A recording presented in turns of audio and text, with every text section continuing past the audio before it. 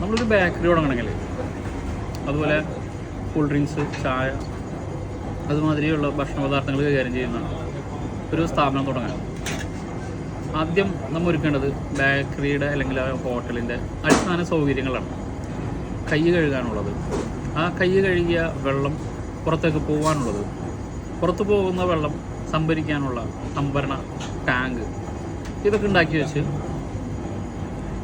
ഒരു sanitary test നടത്തേണ്ടതുണ്ട്.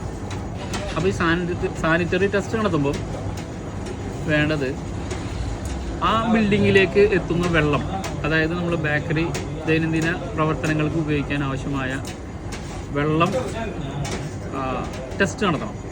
ഒരു വാട്ടർ ടെസ്റ്റ് നടത്തി ആ ടെസ്റ്റ് നടത്തിയ റിപ്പോർട്ട്, പിന്നെ നമ്മളുടെ സ്ഥാപനത്തിൻ്റെ വാടക കരാറ്, നമ്മുടെ ആധാർ കാർഡ്, ഒരു ഫോട്ടോ, പിന്നെ നമ്മളുടെ ഒരു വാക്സിനേഷൻ സർട്ടിഫിക്കറ്റ്, അതായത് അടുത്തുള്ള പ്രാഥമിക ആരോഗ്യ കേന്ദ്രത്തിൽ പോയി ഒരു ഹെൽത്ത് ചെക്കപ്പും ഒരു വാക്സിനേഷൻ എടുക്കുകയും വേണം.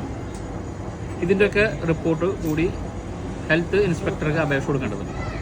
അപ്പോൾ സാനിറ്ററി ടെസ്റ്റ് അതിലൂടെ നടത്തും. ആ സാനിറ്ററി റിപ്പോർട്ടും നമ്മുടെ വാടക കരാറും എല്ലാം കൂടിയാണ് പഞ്ചായത്ത് ലൈസൻസിനായിട്ട് നമ്മൾ പഞ്ചായത്തിൽ സമർപ്പിക്കേണ്ടത്. ഏകദേശം ഒരു 1200ഓളം രൂപ ഒരു പഞ്ചായത്ത് ലൈസൻസിൻ്റെ ആവശ്യത്തിനായിട്ട് വരും. നമ്മൾ സാനിറ്ററി ടെസ്റ്റ് നടത്തുന്നതിന് മുൻപ് വെള്ളം ടെസ്റ്റ് നടത്തേണ്ട കേസ് പറഞ്ഞല്ലോ, അതിന് ഒരു 900 രൂപയോളം ടെസ്റ്റ് നടത്താൻ ആവശ്യമായിട്ട് വരുന്നുണ്ട്. മൊത്തത്തിൽ ഒരു 2200,